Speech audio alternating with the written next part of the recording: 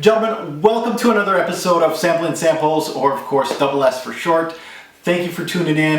Today I'm going to be tackling one of the brands that really interests me quite a bit in the niche side of things. This is of course the house of Lubin. Now I actually own one bottle from the whole line. I decided to dust off my bottle and show you guys what I have.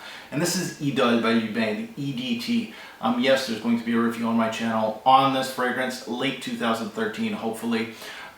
This is a fragrance, this one and the EDP of this fragrance is really the reason why a lot of people delve into the Lubin brand.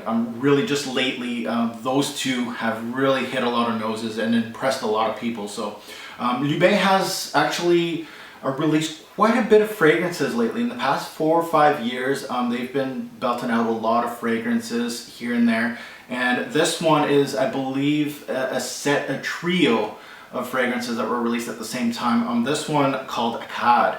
Now this is, I believe, an amber-based fragrance from Lubin.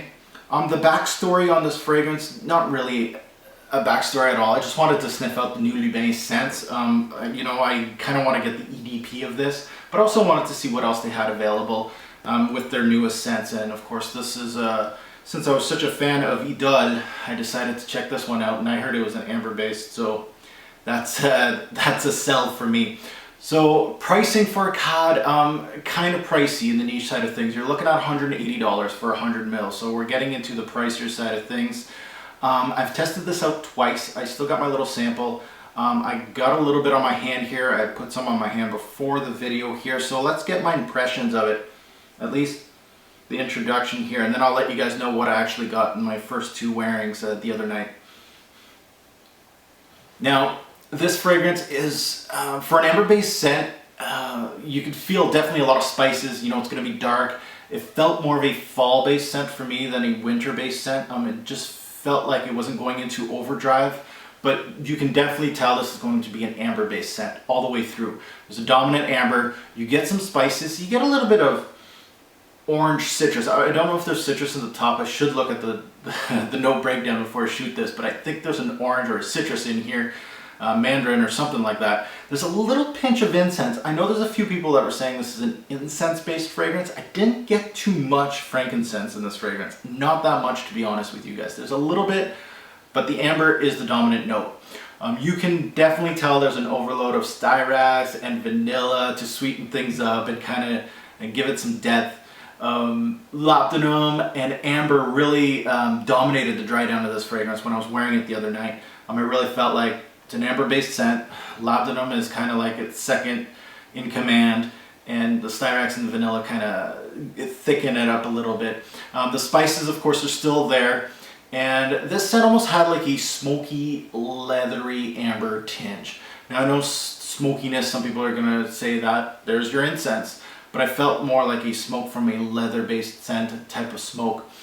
This is more of a balmy, ambery-like scent that really doesn't go too much into the resinous amber-like scents. Now, the resinous amber-like scents, for an example, Amber Absolute, that's a really dark amber-based scent that if somebody's not really into amber scents or haven't really smelt one, Amber Absolute's gonna shock your world. This one's more on the tame side of things, more balmy, heavy but not that heavy. Just enough for newcomers to a resinous amber-like feel. Think Ambre 114 by Histoire de Parfum. This is probably around that area. I really feel like this one would be best for fall for me. I really don't think it would do well in my Canadian winters, and I'm going to get to that because of the staying power on this one. Now, let's take a look at staying power. Now, the staying power on this one wasn't that great. I wore it indoors twice that I wore it, the 2 nights.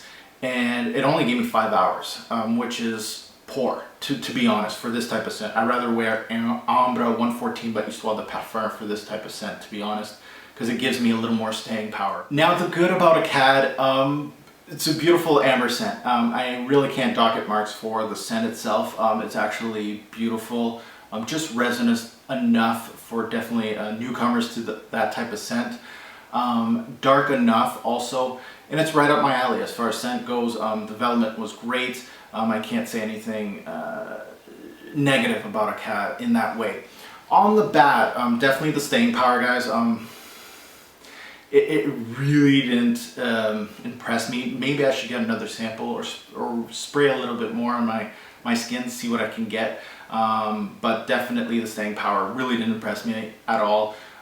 It's in the middle type of amber. So if you've smelt a lot of ambers in your day and you're kind of looking for like a really dark amber, this is more like Ambre 114 by Histoire de Parfum than the next Amber Absolute. Final take, is it bottle worthy? Am I going to get another sample, or is this a complete pass? I think this one's very close to being bottle worthy for me. I love the scent. I was disappointed in the longevity. There's nothing wrong with the scent. I actually really like the Akkad, and I'm thinking probably another sample just to see how it can do on my skin. Maybe it's going to surprise me on the next couple wearings, and then it's going to be bottle worthy. But I'm angling more towards during getting a bottle of this and getting another sample. So guys, it's another Sampling Samples video on Lubin's Akkad.